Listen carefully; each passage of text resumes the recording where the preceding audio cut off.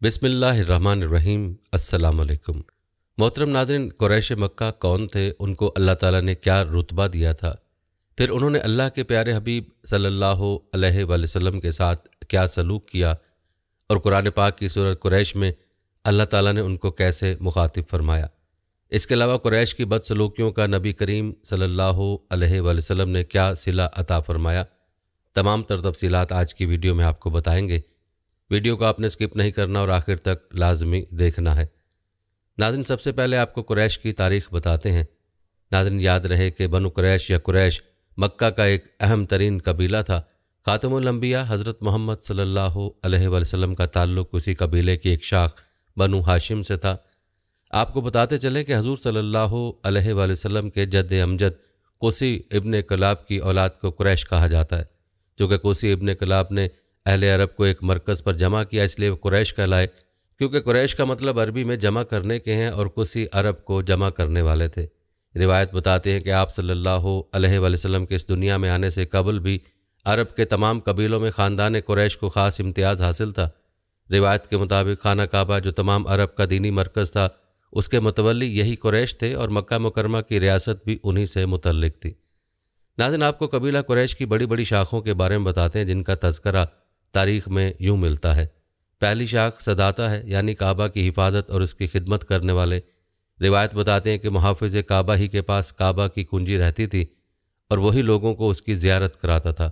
ये ओहदा बनी हाशिम के ख़ानदान में था और नबी करीम सल्लल्लाहु अलैहि वसल्लम की पैदाइश के ज़माने में आपके दादा अब्दुल मुत्तलिब इस ओहदे पर मुकर्रर थे। दूसरी शाख सकाया कहलाती है, यानी पानी का इंतज़ाम करने वाली। रिवायत बताती है कि मक्का मुअज़्ज़मा में पानी की किल्लत थी और मौसम हज में हज़ार ज़ायरीन के जमा हो जाने की वजह से पानी का ख़ास इंतज़ाम किया जाता था। उसकी सूरत यह थी कि चमड़े के हौज़ बनवाकर उन्हें सहने काबा में रख दिया जाता था। उसके आसपास के पानी को चश्मों से मंगवाकर उन्हें भर दिया जाता था जब तक चाहे जमजम दोबारा साफ़ ना हो गया। यह दस्तूर जारी रहा। रिवायत के मुताबिक सकाया की खिदमत बनी हाशिम से मुतल्लिक थी। नाज़रीन, तीसरी शाख रिफ़ादा ज़ायरीन के नाम से जानी जाती है। रिवायत बताती है कि काबा की मेहमानदारी के लिए कुरैश के तमाम ख़ानदान एक किस्म का चंदा अदा करते थे। उस चंदे से गरीब ज़ायरीन के खाने पीने का इंतज़ाम किया जाता था। रिवायत के मुताबिक ये खिदमत पहले बनी नौफुल से मुतल्लिक थी, फिर बनी हाशिम के हिस्से में आई। नाज़रीन, कुरैश की चौथी शाख उकाब थी। यह कुरैश के कौमी झंडे का नाम था। जब लड़ाई का ज़माना होता था तो उसे निकाला जाता था। अगर इत्तफ़ाक़ राय से कोई मुअज़्ज़िज़ शख्स झंडा उठाने के लिए तजवीज़ हो गया तब तो उसे दे दिया जाता, वरना झंडे का मुहाफ़िज़ जो बनु उमैया के ख़ानदान में से होता था ये खिदमत अंजाम देता था। पाँचवीं शाख नदवा थी। रिवायत के मुताबिक ये मक्का की कौमी असम्बली थी। कुरैश मशवरा करने के लिए यहीं जमा होते थे। यहीं जंग व सुलह और दूसरे बड़े बड़े मामलात के फ़ैसले होते थे और कुरैश की शादियाँ भी यहीं होती थीं। रिवायत के मुताबिक नदवा का इंतज़ाम बनी अब्दुलदार से मुतल्लिक था। नाज़रीन, कुरैश की छठी शाख क़यादा कहलाती थी, यानी काफ़िले की रहनुमाई करने वाला। जिस शख्स से ये मनसब मुतल्लिक होता था उससे ख़ास मामलात में मशवरा लिया जाता था। रिवायत बताते हैं कि कुरैश किसी मामले का आखिरी फ़ैसला करने से पहले मुशीर की राय ज़रूर हासिल कर लेते थे और ये मनसब बनी असद से मुतल्लिक था। कुरैश की सातवीं शाख कुबा थी। रिवायत बताती हैं कि जब मक्का वाले लड़ाई के लिए निकलने का इरादा करते तो एक खैमा नस्ब किया जाता। उस खैमे में लड़ाई का सामान जमा कर दिया जाता था और ये ज़िम्मेदारी भी कुरैश के किसी ख़ानदान से मुतल्लिक होती थी। कुरैश की आठवीं शाख हकूमत थी, यानी आपस के लड़ाई झगड़ों का फ़ैसला करने वाली। और कुरैश की नवीं शाख सफ़ारा थी, यानी एलची गरी करने वाली। रिवायत के मुताबिक जब किसी दुश्मन कबीले से सुलह की बातचीत होती तो किसी समझदार आदमी को इस काम के लिए मुकर्रर किया जाता। अलगर्ज़ जो ख़ास जिम्मेदारियाँ थीं वो सब कुरैश ही के पास थीं, जो इस बात की शाहिद है कि कुरैश अरब का मुअज़्ज़ज़ कबीला था। रिवायत बताती हैं कि इब्तिदा इस्लाम में कुरैश के आखिरी सफ़ीर हज़रत उमर रज़ियल्लाहु तआला अन्हु बिन ख़िताब थे और उनका ताल्लुक़ भी कुरैश ही से था। इस तफसील से मालूम हुआ कि कुरैश अरब का सबसे ज़्यादा मुअज़्ज़ज़ कबीला था और फिर कुरैश में भी बनी हाशिम का ख़ानदान सबसे ज़्यादा मुमताज़ था, क्योंकि अक्सर बड़े बड़े ओहदे उन्हीं से मुतल्लिक थे। नाज़रीन, याद रहे कि हाशिम आप सल्लल्लाहु अलैहि वसल्लम के परदादा थे। उनकी औलाद कुरैश के मुअज़्ज़ज़ तरीन कबीला बनु हाशिम के नाम से मशहूर है। उनका असल नाम अम्र था। हाशिम इसलिए नाम हुआ क्योंकि वह मक्का के ज़ायरीन की तवाज़ो एक ख़ास अरबी शोरबे से करते थे जिसे हशम कहा जाता है। ये लक़ब उस वक्त मिला जब एक कहत के दौरान उन्होंने यही शोरबा अहले मक्का को खिलाया। आपको बताते चले कि हाशिम औलाद इस्माइल अलैहिस्सलाम से थे। मक्का के मशहूर ताजिर थे और नहायत मोअज़्ज़ज़ थे। रिवायत बताते हैं कि उन्होंने कुरैश के तिजारती काफ़िले शुरू करवाए और उनके लिए बाज़ंतीनी सल्तनत के साथ मुआहदे किए, जिनके तहत कुरैश बाज़ंतीनी सल्तनत के तहत आने वाले ममालिक में बग़ैर महसूल अदा किए तिजारत कर सकते थे और तिजारती काफ़िले ले जा सकते थे। रिवायत के मुताबिक यही मुआहदे वो हबशा के बादशाह के साथ भी करने में कामयाब हुए, जिसका तमाम कुरैश को बेइंतहा फ़ायदा हुआ और उनके काफ़िले शाम, हबशा, तुर्की और यमन में जाने लगे। आप दीन हनीफ यानी दीन इब्राहिमी पर कायम थे और बुत परस्ती नहीं करते थे। नाज़रीन, इसी वजह से आप सल्लल्लाहु अलैहि वसल्लम को कुरैशी व हाशमी भी कहा जाता है। नाज़रीन, कुरैश जो कि हज़ूर अकरम सल्लल्लाहु अलैहि वसल्लम का ख़ानदान है, उसके मुतअद्दिद फ़ज़ाइल रिवायत में बयान हुए। रिवायत में आता है रसूलुल्लाह सल्लल्लाहु अलैहि वसल्लम के सिलसिला नसब की 13वीं पुश्त में नज़र बिन कनाना नाम के एक बुज़ुर्ग गुज़रे हैं। उनकी औलाद को कुरैश कहा जाता है। कुरैश अरब का एक मशहूर, ताकतवर और ज़ी इज़्ज़त कबीला था। नबी करीम मोहम्मद मुस्तफ़ा सल्लल्लाहु अलैहि वसल्लम उसी कबीले के ख़ानदान बनु हाशिम में से। इस लिहाज से आप सल्लल्लाहु अलैहि वसल्लम कुरैशी भी हैं और हाशमी भी, जैसा कि रिवायत में आप सल्लल्लाहु अलैहि वसल्लम के नसबनामे से ज़ाहिर है। नबी करीम सल्लल्लाहु अलैहि वसल्लम का नसबनामा मुलाहज़ा फरमाएँ। मोहम्मद सल्लल्लाहु अलैहि वसल्लम बिन अब्दुल्ला बिन अब्दुल मुत्तलिब बिन हाशिम बिन अब्द मनाफ बिन कोसी बिन कलाब बिन मरा बिन काब बिन लवी बिन गालिब बिन फ़हर बिन मालिक बिन नज़र बिन कनाना। नाज़रीन, अहले लुगत ने कुरैश की वजह तस्मिया की मुख्तलिफ वजूहात ज़िक्र की हैं। बाज़ कहते हैं कि कुरैश तस्गीर है कर्श की, जिसके मानी समुद्र के एक ताकतवर जानवर के हैं जो अपने से छोटे समुद्री जानवर पर गालिब रहता है, या बहुत बड़ी मछली जो छोटी मछलियों को खा जाती है। चूँकि यह कबीला बहादुर था, इस वजह से इसका इनाम मारूफ हुआ। बाज़ का कहना है कि कर्श के मानी जमा करने की भी हैं, चूँकि आप सल्लल्लाहु अलैहि वसल्लम के जद्द अमजद कोसी बिन किलाब ने मुतफरिक कौमों को मक्का में जमा किया था, इस वजह से कुरैश को कुरैश कहा गया। इसी तरह एक कौल ये भी है कि कर्श के मानी कसब के हैं और ये लोग तिजारत पेशा थे, इस वजह से कुरैश कहलाए। अलबत्ता नाजरीन, कुरैश की वजह तस्मिया जो भी हो, लेकिन हजूर नबी करीम सल्लल्लाहु अलैहि वसल्लम की पैदाइश से कबल भी अरब के तमाम कबीलों में ख़ानदान कुरैश को ख़ास इम्तियाज़ हासिल था। और पहले भी जिक्र हुआ कि खाना काबा जो तमाम अरब का दीनी मरकज़ था, उसके मुतवल्ली कुरैश थे और मक्का मुकर्रमा की रियासत भी उन्हीं से मुतल्लिक थी। नाज़रीन, कुरैश की शाखों के हवाले से आपको जो तफसील बताई गई है, उसके अलावा बाज़ रिवायत में कुरैश की शाखों का जिक्र यूँ भी मिलता है।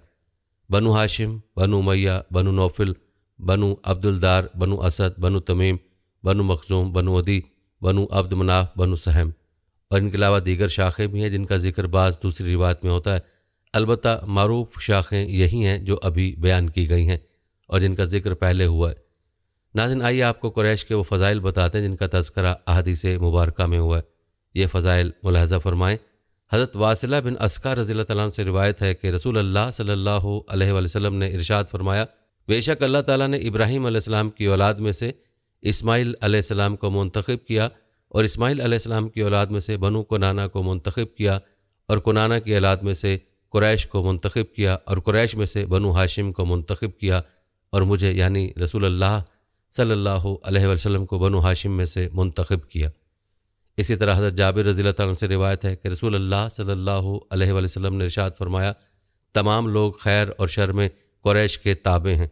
इसी तरह हज़रत अबू हरीरा रज़ियल्लाहु अन्हु से रिवायत है कि रसूल अल्लाह सल्लल्लाहु अलैहि वसल्लम ने इरशाद फरमाया, कुरैश, अंसार, जहीना, मजीना, असलम, ग़िफ़ार और अशजे सब कबीलों के नाम हैं। मेरे दोस्त और मददगार हैं, उनका अल्लाह और उसके रसूल के अलावा कोई मौला नहीं है। इसके अलावा सही तिरमिज़ी में हज़रत साद रज़ियल्लाहु तआला अन्हु से रिवायत है कि नबी करीम सल्लल्लाहु अलैहि वसल्लम ने इरशाद फरमाया, जो कुरैश को जलील करना चाहे अल्लाह उसे जलील करे। नाज़रीन, रिवायत बताती हैं कि कुरैश अरब का एक मशहूर और ज़ी इज़्ज़त कबीला था और बनु कुरैश या कुरैश मक्का का एक अहम तरीन कबीला था। खातमुल अंबिया हज़रत मोहम्मद मुस्तफ़ा सल्लल्लाहु अलैहि वसल्लम का ताल्लुक़ इसी कबीले के एक शाख बनु हाशिम से था। आपको बताते चलें कि तारीख़ तिबरी के मुताबिक कुसी इब्ने कलाब वो पहले शख्स हैं जिन्हें कुरैश कहा गया। इसी तरह अब्दुल मल्क बिन मरवान का कहना है कि कुसी इब्ने कलाब से पहले कोई कुरैश नहीं था और फरमाते हैं हज़रत इस्माइल अलैहिस्सलाम की नस्ल में एक शख्स नज़र बिन कुनाना था। उसकी औलाद को कुरैश इसलिए कहते हैं कि कुरैश के मानी एक जगह जमा होने के ये बनी कुनाना हरम की खिदमत की गर्ज से सब एक जगह रहते थे, इस वास्ते उनका लक़ब कुरैश हो गया। नाज़रीन, अगरचे बनी कुनाना के इस लक़ब करार पाने की और वजूहात भी हैं, लेकिन साहिब कामूस ने इस वजह को मुकद्दम रखा है। तारीख़ बुखारी और मुस्तदरक हाकिम और इब्ने मरदुया वगैरह में उम्मे हानी से रिवायत है, जिसके एक टुकड़े का हासिल ये है कि नबी करीम सल्लल्लाहु अलैहि वसल्लम ने फरमाया, कुरैश की उसमें बड़ी इज़्ज़त है कि अल्लाह ताला ने ख़ास सूरत ला यलाफ उनके हक़ में ऐसी नाजिल फरमाई जिसमें किसी दूसरे का जिक्र नहीं है। नाज़रीन, इस सूरत की तफसीर क्या है आगे चलकर जिक्र की जाएगी। अलबत्ता इस तफसीली रिवायत का हासिल यह है कि सूरत में कुरैश की इज़्ज़त है। नाज़रीन, आइए आपको कुरैश के सरदारों के नाम बताते हैं। अबू तालिब बनु हाशिम से, असद बिन हाशिम बनु हाशिम से, अब्दुल मुत्तलिब बिन हाशिम बनु हाशिम से, अबू लहब बनु हाशिम से, आस इब्न वाइल बनु सहम से, अबू जहल बनु मखजूम से, अबू सुफियान बिन हर्ब बनु उमैया से, अखनस बिन शरीक हलीफ बिन बनु अदी से, असवद बिन मुतलिब बनु असद से, हकीम बिन हज़ाम बनु असद से, मातम बिन अदी बनु नौफिल से, मुगीरा बिन अब्दुल्ला बनु मखजूम से, नबीहा बिन हुज्जाज बनु जमा से, नज़र बिन हारिस बनु अब्दुलदार से, सुहैल बिन अमर बनु आमिर से, उमैया बिन खल्फ बनु जमह से, अकबा बिन मुइद बनु अब्दुलदार से, अतबा बिन रबिया बनु अब्दुशम्स से। नाज़रीन, ये था तज़किरा कुरैश की तारीख़ का, जो नबी करीम सल्लल्लाहु अलैहि वसल्लम की पैदाइश और नबूवत से पहले का तज़किरा है। और तारीख़ शाहिद है कि कुरैश को नबी करीम सल्लल्लाहु अलैहि वसल्लम की आमद से पहले भी इज़्ज़त व शर्फ़ हासिल था।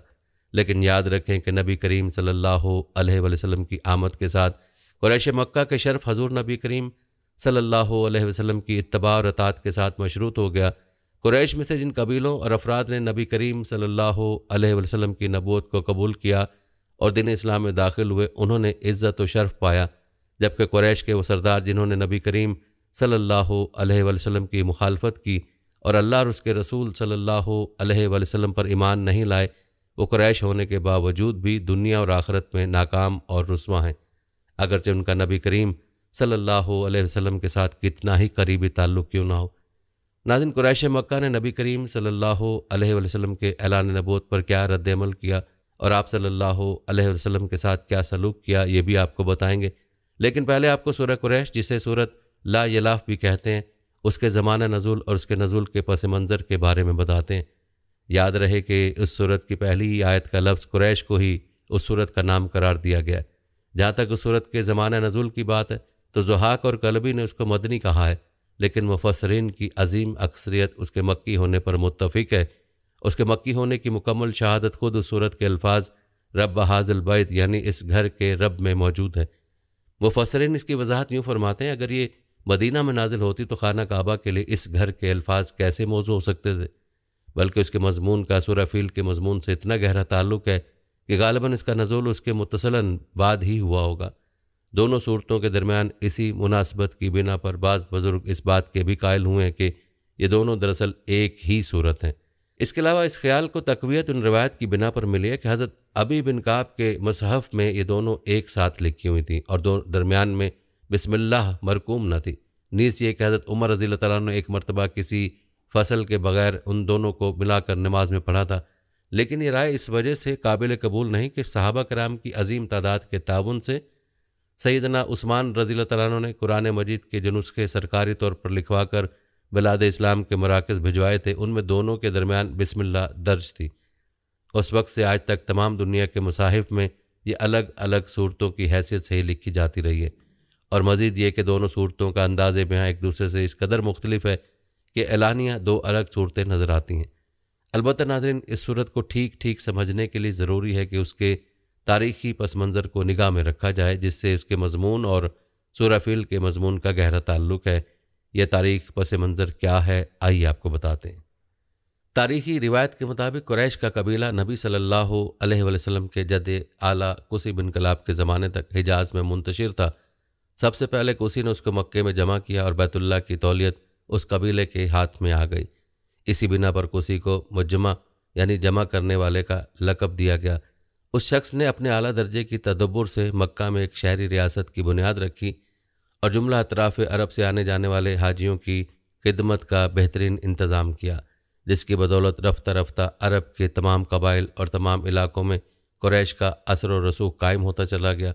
कुसी के बाद उसके बेटों अब्द मनाफ और अब्दुलदार के दरमियान मक्का की रियासत के मुनासिब तकसीम हो गए, मगर दोनों में से अब्द मनाफ को अपने बाप ही के ज़माने में ज़्यादा नामवरी हासिल हो चुकी थी और अरब में उसका शर्फ तस्लीम किया जाने लगा था।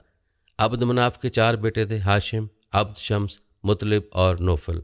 उनमें से हाशिम अब्दुल मुतलिब के वालिद और रसूलुल्लाह सल्लल्लाहु अलैहि वसल्लम के परदादा को सबसे पहले ये ख्याल पैदा हुआ कि इस बैनुल अक़वामी तिजारत में हिस्सा लिया जाए जो अरब के रास्ते बलाद मशरिक़ और शाम व मिस्र के दरमियान होती थी, और साथ साथ अहले अरब की ज़रूरियात का सामान भी खरीद कर लाया जाए ताकि रास्ते के कबाइल उनसे माल खरीदें। अंदरून मुल्क के ताजिर ख़रीदारी के लिए आने लगे। ये वो ज़माना था जब ईरान की सासानी हुकूमत उस बैनुल अक़वामी तिजारत पर अपना तसल्लुत कायम कर चुकी थी जो शुमाली इलाकों और खलीज फारिस के रास्तों से रूमी सल्तनत और बलाद मशरिक़ के दरमियान होती थी। इसलिए जनूबी अरब से बहिरा अहमर के साहिल के साथ साथ जो तिजारती रास्ता शाम व मिस्र की तरफ जाता था उसका कारोबार बहुत चमक उठा था। दूसरे अरबी काफ़िलों की बनिस्बत कुरैश को ये सहूलत हासिल थी कि रास्ते के तमाम कबाइल बैतुल्लाह के खुदाम होने की हैसियत से उनका एहतराम करते थे। हज के ज़माने में नहायत फ़याज़ी के साथ हाजियों की जो खिदमत कुरैश के लोग करते थे, इसकी बिना पर सब उनके एहसानमंद थे। उन्हें समर का कोई ख़तरा न था कि रास्ते में कहीं उनके काफ़िलों पर डाका मारा जाएगा। रास्ते के कबाइल उनसे राह गुजर के भारी टैक्स भी वसूल न कर सकते थे जो दूसरे काफ़िलों से तलब किया जाता था। हाशिम ने उन्हें तमाम पहलुओं को देखकर तिजारत की स्कीम बनाई और अपनी स्कीम में अपने बाकी तीनों भाइयों को शामिल किया।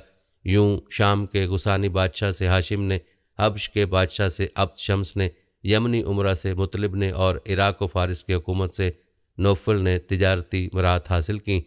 इस तरह उन लोगों की तिजारत बड़ी तेज़ी से तरक्की करती चली गई।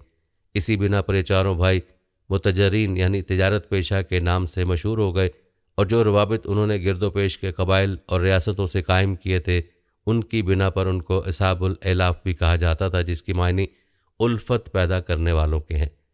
इस कारोबार की वजह से कुरैश के लोगों को शाम, मिस्र, इराक, ईरान, यमन और हबश के ममालिक से ताल्लुकात के मौके हासिल हुए और मुख्तलिफ मुल्कों की सकाफ़त व तहज़ीब से बराह रास्त साबका पेश आने के बायस उनका मयार दिनश यानी बिनश इतना बुलंद होता चला गया कि अरब का कोई दूसरा कबीला उनकी टक्कर का ना रहा। माल दौलत के एतबार से भी वो अरब में सब पर फाइक हो गए और मक्का जज़ीरतुल अरब का सबसे ज़्यादा अहम तिजारती मरकज़ बन गया। कहते हैं बैनुल अक़वामी ताल्लुकात का एक बड़ा फ़ायदा ये भी हुआ कि इराक़ से लोग वो रस्मुल ख़त लेकर आए जो बाद में कुरान मजीद लिखने के लिए इस्तेमाल हुआ। अरब के किसी दूसरे कबीले में इतने पढ़े लिखे लोग न थे जितने कुरैश में थे। नाज़रीन, इन्हीं वजह से नबी सल्लल्लाहु अलैहि वसल्लम ने फरमाया था कि कुरैश लोगों के लीडर हैं। हज़रत अली रज़ियल्लाहु तआला अन्हु की रिवायत बहकी में है कि हजूर सल्लल्लाहु अलैहि वसल्लम ने फरमाया, पहले अरब की सरदारी कबीला हुमैर वालों को हासिल थी, फिर अल्लाह ताला ने उनसे सलब करके कुरैश को दे दी। ज़रा इस सूरत का तर्जमा मुलाहिज़ा फरमाएँ। बिस्मिल्लाहिर्रहमानिर्रहीम ली इलाफ़ी कुरैश। कुरैश को मानूस रखने की खातिर इलाफ़िहिम रहलत शिताई वस्सैफ, उन्हें उनके ज़रिए मुआश जाड़े और गर्मी के सफ़रों से मानूस रखने की खातिर फल याबुदु रब्ब हाज़ल बैत, चाहिए था कि उस घर के रब की इबादत करें। अल्लज़ी अतामाहुम वन जुन व आमनाहुम वन खौफ, जिसने उन्हें भूख में खाना खिलाया और खौफ से उन्हें अमन दिया। नाज़रीन, आयात की तफसीर बयान करते हुए मुफस्सिरीन फरमाते हैं कि लफ्ज़ ली इलाफ़ में इलाफ़ उल्फत से कुरैश के लोगों ने तिजारत की खातिर अपने गिरदोपेश के कबाइल और हुकूमतों से राह रस्म और रवाबत कायम किए थे, इसलिए उन्हें इसाबुल एलाफ कहा जाने लगा और ये उल्फत कायम करने वालों के मानों में है। इसका तारीख़ी मंजर जो तिजारत के हवाले से वह मुलाहिज़ा कर चुके हैं, इसलिए दोबारा बयान नहीं किया जाता। अलबत्ता आपने मुलाहिज़ा किया कि इस तिजारत की वजह से मक्का जज़ीरतुल अरब का एक अहम तिजारती मरकज़ बन गया था और कुरैश माल दौलत में भी सबसे आगे निकल गए थे और इसी का तज़किरा इस आयत में हुआ है। नाज़रीन, मुफस्सिरीन के नज़दीक ली इलाफ़ी कुरैश में ली इलाफ़ के लाम के बारे में दो राय हैं। एक ये कि लाम ताज्जुब है कि कुरैश का हाल काबिल ताज्जुब है कि अल्लाह के फ़ज़ल से वो तिजारत जैसे फ़ायदामंद पेशे से वाबस्ता हो गए जिसकी वजह से उनमें खुशहाली आ गई, मगर उस घर के रब की बंदगी नहीं करते जिसने सब नेमतें उनके लिए फ़राहम की हैं। दूसरी राय यह है कि लाम तालील है यानी इल्लत और वजह बताने वाला लाम। इस सूरत में या तो साबका सूरा फ़ील के साथ सिलसिला कलाम को जोड़ा जाए कि हमने साब फ़ील को तबाह किया ताकि कुरैश मक्का से मानूस रहें और जाड़े और गर्मियों का सफ़र उल्फत व मानूसियत से करें, या इसका ताल्लुक़ फल याबदू रब्बा हाज़िल बैत से है, यानी काबे से मनूस रहने और जाड़े और गर्मियों में पुरअमन तिजारती सफ़र करने की खातिर कुरैश को चाहिए था कि उस घर यानी काबा की रब की इबादत करते। यानी उनका अमन के साथ तिजारती पेशे से वाबस्ता होना अल्लाह की एक बड़ी नेमत है। उस एक नेमत की बिना पर उन्हें रब काबा की इबादत करनी चाहिए थी। नाज़रीन, आयत नंबर 4 की तफसीर में मुफस्सिरीन फरमाते हैं कि मक्का में आने से पहले कुरैश भूख से मर जाते थे। यहाँ आने के बाद उनके लिए मालो दौलत के दरवाजे खुल गए। खौफ का यह आलम था कि हर बस्ती और हर आबादी को हमेशा यह खतरा रहता था कि कोई गारतगर जमात उन पर रात को हमला न कर दे। ना कोई शख्स पुरअमन अपने कबीले से जुदा हो सकता, ना अकेला सफ़र कर सकता था, चूँकि दूसरे कबाइल वाले उसे कत्ल कर देते या पकड़ कर ग़ुलाम बना लेते थे। जबकि कुरैश पर अल्लाह ताला की करम नवाजी थी और उसी करम नवाजी का तज़किरा इस आयत में हुआ है। और अल्लाह ताला ने कुरैश को वो वक्त याद दिलाकर फरमाया कि तुम्हें क्या हो गया है कि तुम अल्लाह के घर की यानी अल्लाह की इबादत नहीं करते हो। नाज़रीन, याद रहे कि कुरैश मक्का जो कि आप सल्लल्लाहु अलैहि वसल्लम का अपना ख़ानदान था, जब आप सल्लल्लाहु अलैहि वसल्लम ने नबूवत का ऐलान फरमाया तो यही आप सल्लल्लाहु अलैहि वसल्लम के सबसे बड़े मुखालिफ हो गए थे।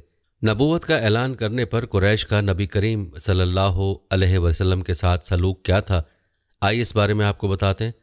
और उसके बाद आपको ये भी बताएंगे कि अल्लाह ताला ने किस तरह से मक्का पर अपने प्यारे हबीब सल्लल्लाहु अलैहि वसल्लम को फ़तह नसीब फरमाई थी। लिहाजा वीडियो को आपने स्किप नहीं करना और आखिर तक लाजमी देखना है। नाज़रीन, याद रहे कि नबी करीम सल्लल्लाहु अलैहि वसल्लम को अल्लाह ताला ने एक मकसद देकर इस दुनिया में मबूस फरमाया था। सूरह मुदस्सिर की इब्तदाई आयात पर गौर करें तो नबी सल्लल्लाहु अलैहि वसल्लम की नबूवत के मकासद और रिसालत की जिम्मेदारियाँ यूँ बयान हुई हैं। नाफरमानों को उनके ख़तरनाक हालत से आगाह करना और अंजाम से डराना, अल्लाह की रबूबियत और किबरियाई और अज़मत को आश्कार करना, लोगों को एतकाद और अमाल और इखलाक की ज़ाहिरी व बातनी निजासतों से पाक रहने की तालीम देना, पाकीज़गी, सफाई और पाक दामनी सिखाना, इलाही तालीम मुफ्त देना, ना उन पर एहसान जताना, ना उनसे अपने किसी फ़ायदे की तवक्को रखना, इस काम में जिस कदर भी मसाइब और तकालीफ आईं सबको बर्दाश्त करना। नाज़रीन, जो शख्स भी सीरतुन्नबी सल्लल्लाहु अलैहि वसल्लम पर गौर करेगा उसे मालूम होगा कि आप सल्लल्लाहु अलैहि वसल्लम ने किस खूबी से उन सब मकासद को पूरा किया। लेकिन कैसे पूरा किया, ये है अहम सवाल, क्योंकि हजूर सल्लल्लाहु अलैहि वसल्लम के साथ नबूवत और रिसालत की जिम्मेदारियाँ अदा करने पर कुरैश मक्का जो सलूक किया था वो अहम है। कुरैश मक्का जो कि आप सल्लल्लाहु अलैहि वसल्लम के अपने थे, आप सल्लल्लाहु अलैहि वसल्लम के करीबी थे, वही आप सल्लल्लाहु अलैहि वसल्लम के दुश्मन हो गए थे। नाज़रीन, कुरैश मक्का के अकायद व अमाल और इखलाक पर जब तक एक नज़र न डाली जाए तब तक उनके बुरे सलूक की वजह भी समझ में नहीं आ सकती। तो आइए आपको कुरैश मक्का के कुछ हालात बताते हैं ताकि बात समझ में बआसानी आ जाए। नाज़रीन, मगरूर कुरैश को जो अरब में अपने आप को सबसे बड़ा समझते थे, उनको नबी सल्लल्लाहु अलैहि वसल्लम का प्रोग्राम और पैगाम पसंद ना आया। उसकी वजूहात ये थीं, पहली वजह वो नबूवत का मफहूम समझने से कासिर थे और उसको बैत समझते थे कि खुदा के हुक्म से कोई बशरों यानी इंसानों को समझाने के लिए आए। दूसरी वजह वो जज़ा व सज़ाए अमाल के कायल न थे, इसलिए ये तालीम के मौत के बाद अमाल का जवाब भी होगा उनके नज़दीक काबिल तमस्सुखुर थी। तीसरी वजह वो ख़ानदान और शराफत बुजुर्गान पर नहायत मगरूर थे और उन्हें इस्लामी मसावात और इस्लामी अखुवत का कबूल करना एक किस्म की हकारत और ज़िल्लत महसूस होती थी। चौथी वजह उनमें अक्सर कबाइल बनु हाशिम से मुखालफत रखते थे और दुश्मन कबीले के एक शख्स की तालीम पर चलना उन्हें आर महसूस होता था। पाँचवीं वजह वो बुत परस्ती पर बिल्कुल कान्हे थे और इससे बढ़तर किसी मज़हब में किसी खूबी का इम्कान भी उनके तसव्वुर में ना आता था। छठी वजह वो जना, जुआ, रहजनी, कत्ल, अहद शिकनी, आवारगी, हर एक कानूनों वादे की बंदिश व क़यूद से आज़ाद रहने, बेशुमार औरतों को घरों में डाल रखने की आदी थे और तालीमात मुहम्मदिया सल्लल्लाहु अलैहि वसल्लम और कवानीन इस्लामिया उनको अपनी प्यारी आदात के दुश्मन मालूम होने लगे। इसलिए उन्होंने हज़रत सल्लल्लाहु अलैहि वसल्लम की मुखालफत पर कमर बांध ली और इस्लाम का नामो निशान मिटा देने का फ़ैसला कर लिया। नाज़रीन, कुरैश मक्का के जुल्म व तशद्दुद के और भी कई वाक़यात हैं, लेकिन वक्त की कमी की वजह से बयान नहीं किए जा सकते। कुरैश ने न सिर्फ नबी करीम सल्लल्लाहु अलैहि वसल्लम को अज़ियतें पहुँचाई बल्कि इस्लाम कबूल करने वालों पर भी मज़ालिम के पहाड़ तोड़े। जैसा कि रिवायत बताते हैं कि मुसलमानों और इस्लाम के ख़िलाफ़ कुरैश मक्का की तदबीरों में एक ये थी कि इस्लाम कबूल करने वालों को सख्त अज़ियत दी जाए ताकि जो मुसलमान हो चुके हैं वापस आ जाएं और नए लोग इस्लाम कबूल ना करें। कुरैश मक्का ने इस्लाम कबूल करने वालों को जो तकलीफ़ दी उनका मुफस्सिल बयान तो कई घंटों का तकाजा करता है, ताहम उनमें से चंद नाम जिक्र करते हैं। ये नाम सुनकर ही आपको कुरैश की अजियतों का अंदाज़ा हो जाएगा जो उन्होंने इस्लाम कबूल करने वालों पर ढाई।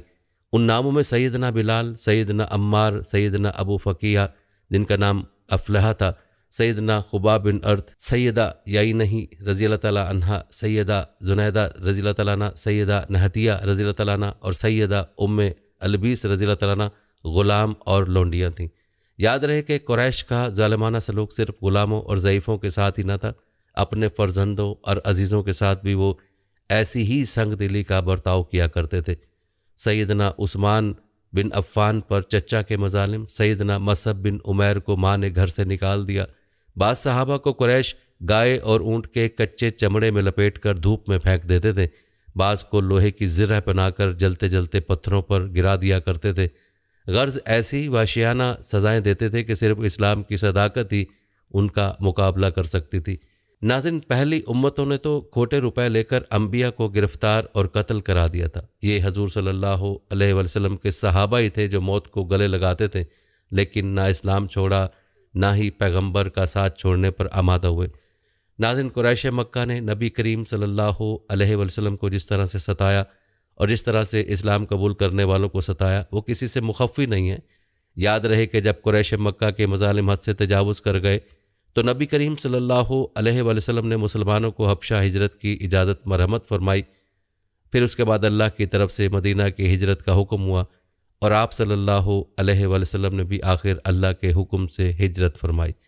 नाज़रीन, रिवायत बताते हैं कि हिजरत के वक्त रसूल अल्लाह सल्लल्लाहु अलैहि वसल्लम के घर का मुहासरा करने वाले 14 सरदारों में से 11 ग़ज़वा बद्र में मारे जा चुके थे, 3 शिरकत ना करने की वजह से ज़िंदा बच गए थे और आज वो भी अपनी किस्मत का फ़ैसला सुनने के लिए बेकरार थे। अल्लाह के रसूल सल्लल्लाहु अलैहि वसल्लम ने जब उन तीनों यानी अबू सुफियान बिन हरब, हकीम बिन जज़ाम और जुबैर बिन मतम का नाम लिया तो जैसे एक बार फिर मजमे को सांप सूंघ गया। हर शख्स को उनके भयानक अंजाम का यकीन था। रहमतल लिल आलमीन सल्लल्लाहु अलैहि वसल्लम की आवाज़ ने सकूत तोड़ा।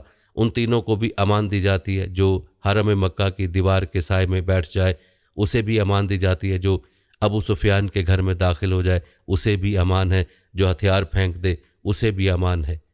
रिवायत बताते हैं कि कुरैश के सरदारों समेत सब ने हथियार डाल दिए। अबू जहल का बेटा अकरमा यमन फरार हो गया था। उसकी बीवी अपने बच्चों के साथ बारगाह रिसालत सल्लल्लाहु अलैहि वसल्लम में हाजिर हुई और उसके लिए अमान तलब की तो आप सल्लल्लाहु अलैहि वसल्लम ने उसे भी अमान दे दी।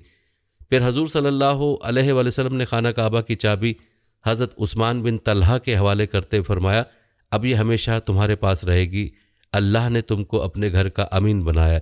नमाज का वक्त हो चुका था, लिहाजा आप सल्लल्लाहु अलैहि वसल्लम ने हज़रत बिलाल को हुक्म दिया कि काबे की छत पर चढ़कर अजान दें और फिर अजान बिलाली रज़ियल्लाहु तआला अन्हु से पूरा शहर झूम उठा।